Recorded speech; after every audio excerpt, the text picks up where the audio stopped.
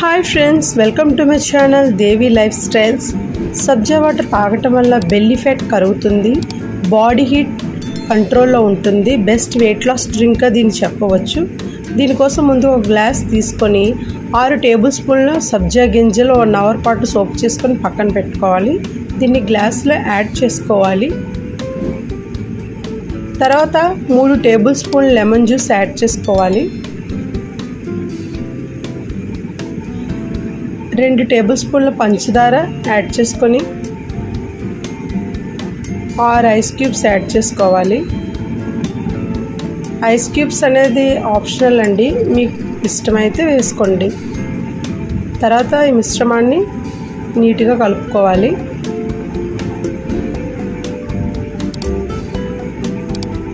ఇందులో కొంచెం water add చేసుకోవాలి.